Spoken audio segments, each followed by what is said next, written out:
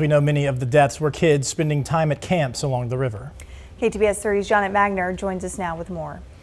Yeah, Alex and Courtney, the catastrophic flooding affected several summer camps actually along the Guadalupe River. And some of the campers at these camps this weekend were actually from right here in the Arklatex. I've talked to some of the parents over the last few days, and they are grateful that their kids are okay. They have also not been critical at all of how the camps handled the situations. As we look at this map here, you see just how many camps there are along this river. Camp Mystic, where they lost 27 girls, is right on the river. It's one of the cabins near the river actually floated away, and all of the girls in that cabin are considered deceased, although some of the bodies have not yet been located.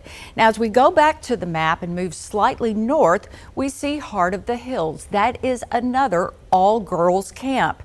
The camp director, Jane Ragsdale, died in the flooding, but no girls were harmed. How did that happen? Because the camp was actually between sessions.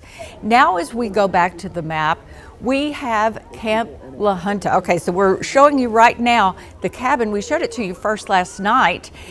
There was a Shreveport boy who was actually there at Camp La Junta. He was a counselor. And when we showed you that video of the cabin floating, I don't know if you were able to see it, but there were actually boys standing in it. Now, those boys were all okay. And the thinking is that in part, it's because they were older. They were older counselors. Remember, the girls at Mystic in the cabin that floated away that we've seen so many times, they were just 8 years old, so big difference.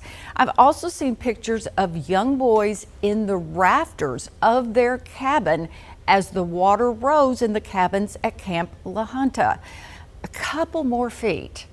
And those boys, and we can't show you their pictures, they're minors, but those boys could have been trapped and left underwater and drowned.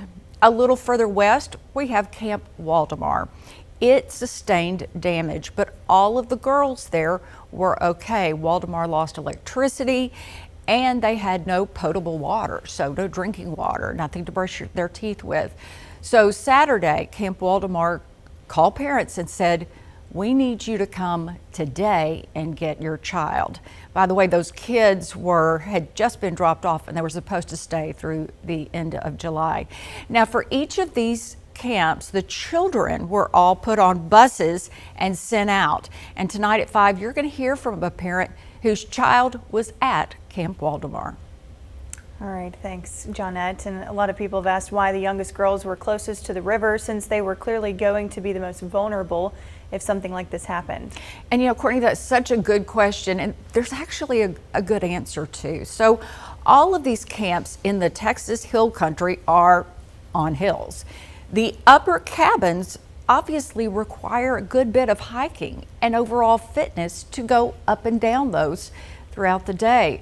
So they put the younger kids at the bottom because of endurance considerations, so they wouldn't have to crawl or go very high and low for the dining hall or any of the activities. All right, thanks, Johnette, for that update.